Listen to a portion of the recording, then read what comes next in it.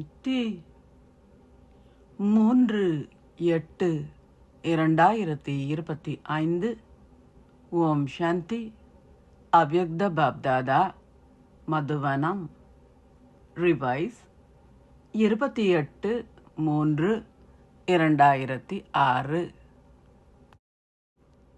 இந்த துன்ப உலகிலிருந்து ஆத்மாக்களை விடுவிப்பதற்கு உங்களின் மனதினால் செய்யும் சேவையை அதிகரியுங்கள்.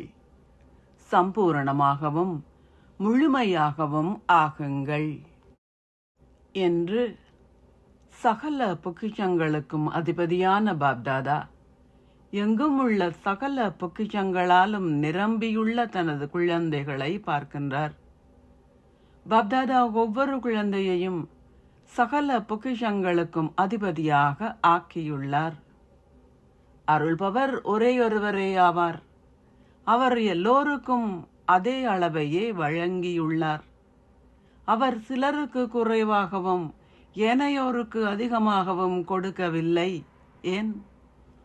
தந்தையே முடிவற்ற பொக்கிஷங்களின் அதிபதியாவார். பொக்கிஷங்கள் எல்லையற்றவை. இதனாலேயே ஒவ்வொரு குழந்தையும் இந்த முடிவற்ற பொக்கிஷங்களுக்கு அதிபதியாவார். பாப்தாதா ஒவ்வொருவருக்கும் எல்லாவற்றையும் அதே அளவிலேயே வழங்கியுள்ளார். எவ்வாறாயினும் அவற்றை கிரகித்தவர்களில் சிலர் சகல பொக்கிஷங்களையும் உள்ளெடுத்துள்ளார்கள். சிலர் தமது கொள்ளளவிற்கேற்ப அவற்றை உள்ளெடுத்துள்ளார்கள். சிலர் முதலாம் இலக்கத்தில் இருக்கின்றார்கள். ஏனையோர் வரிசை கிரமமாக இருக்கின்றார்கள். நீங்கள் ஒவ்வொருவரும் எத்தனை பொக்கிஷங்களை உள்ளெடுத்தீர்களோ இவற்றின் போதை உங்களின் முகத்திலும் உங்களின் கண்களிலும் தெளிவாக புலப்படும்.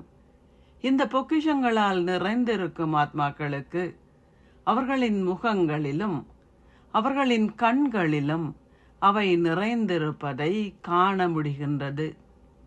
பௌதீகமான பொக்கிஷங்களை பெற்ற ஓர் ஆத்மாவின் நடத்தையிலும் முகத்திலும் அவர் அந்த பொக்கிஷங்களை பெற்றுள்ளார் என்பதை எப்படி உங்களால் கூற முடியுமோ, அதேபோல் இந்த அழியாத பொக்கிஷங்களின் போதையும் சந்தோஷமும் தெளிவாக புலப்படும். நிரம்பி இருப்பதன் ஆன்மீக போதை உங்களை கவலையற்ற சக்கரவர்த்தி ஆக்குகின்றது.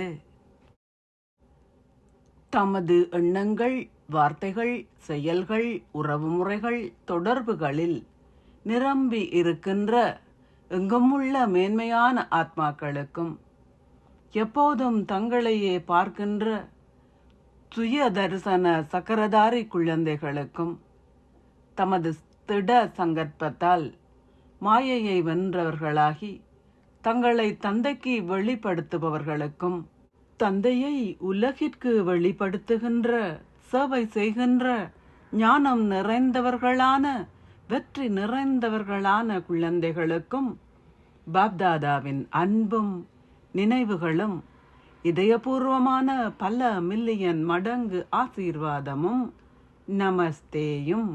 நமஸ்தே. ஆசீர்வாதம். நீங்கள் இதயங்களுக்கு சௌகரியம் அளிக்கும் தில்லாராமால் நேசிக்கப்பட்டு நேர்மையான சுத்தமான இதயத்தை கொண்டிருப்பதன் அடிப்படையில் முதலாம் இலக்கத்தை கோருவீர்களாக.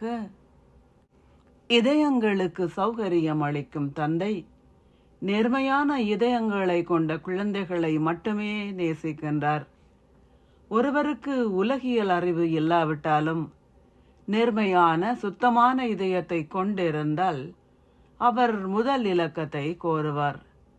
தந்தை உங்களுக்கு பெரிய புத்திகளை கொடுத்துள்ளார். அவற்றினூடாக படைப்பவரை அறிந்து கொள்வதன் மூலம் நீங்கள் படைப்பின் ஆரம்பம், மத்தி, முடிவின் ஞானத்தையும் அறிந்துள்ளீர்கள். எனவே இலக்கங்கள் நேர்மையான சுத்தமான இதயங்களை கொண்டிருப்பதன் அடிப்படையிலேயே பெறப்படுகின்றன. சேவையின் அடிப்படையில் அல்ல. உண்மையான இதயத்துடன் செய்யப்படும் சேவை இதயங்களில் ஒரு விளைவை ஏற்படுத்தும். புத்திசாலிகள் பெயரை சம்பாதிப்பார்கள். ஆனால் உண்மையான இதயத்தை கொண்டிருப்பவர்கள் ஆசீர்வாதங்களை பெறுவார்கள். ஸ்லோகம்: எல்லோருக்காகவும் தூய எண்ணங்களையும் நல்லாசிகளையும் கொண்டிருத்தல் என்றால் உண்மையான ஈடேற்றத்தை கொடுப்பதாகும்.